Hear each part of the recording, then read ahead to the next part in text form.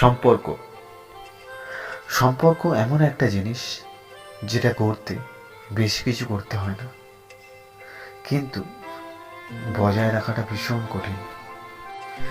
সেই জন্য কোনো সম্পর্ক গড়ার আগে আমাদের খেয়াল রাখা উচিত যে সেটা ঠিকঠাক বজায় রাখতে পারবো কিনা। তবেই আমাদের কোনো সম্পর্ক করা উচিত। আমরা যখন পৃথিবীতে আসি তখনই আমরা অনেক সম্পর্ক গড়ে ফেলি, যেমন মা, বাবা, দাদা, দিদি, মামা, কাকা, আরও অনেক অনেক সম্পর্ক থাকে যারা আমাদের রক্তের সম্পর্কের সঙ্গে জড়িত থাকে। কিন্তু এমন কিছু সম্পর্ক থাকে যেগুলো আমরা নিজেরাই গড়ে থাকি, সেটা হলো বন্ধুত্ব আর ভালোবাসা। তাই এই দুটো সম্পর্ক খুবই গুরুত্বপূর্ণ আমাদের জীবনে। এই দুটো সম্পর্ক কোনো বাঁধন থাকে না, কোনো বাধা নিষেধ থাকে না, একে অপরের সাথে সব কিছু শেয়ার করতে পারি।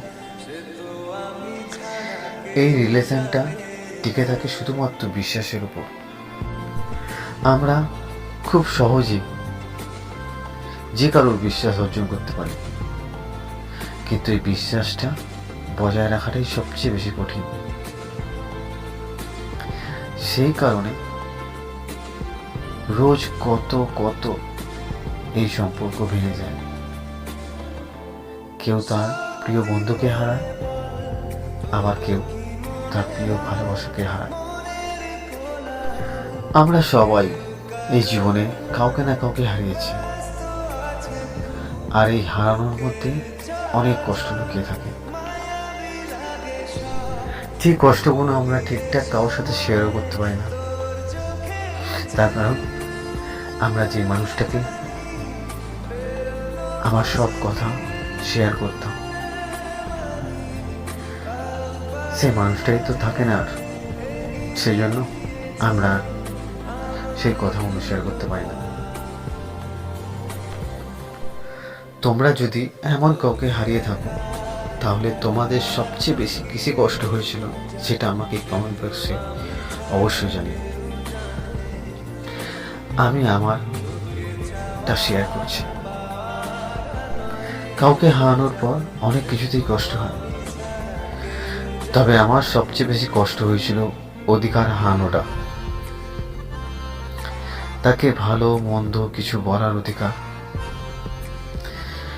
তাকে বিনা দ্বিধায় কল করা বা SMS করার অধিকার, তাকে ছোঁয়া, তাকে ভালোবাসার অধিকার, আরো অনেক ছোট ছোট অধিকার যেগুলো আমি হারিয়েছিলাম। এই ছোট ছোট অধিকারগুলো হারানো আমার কাছে বেশি কষ্টদায়ক ছিল। আর কিছু বললাম না।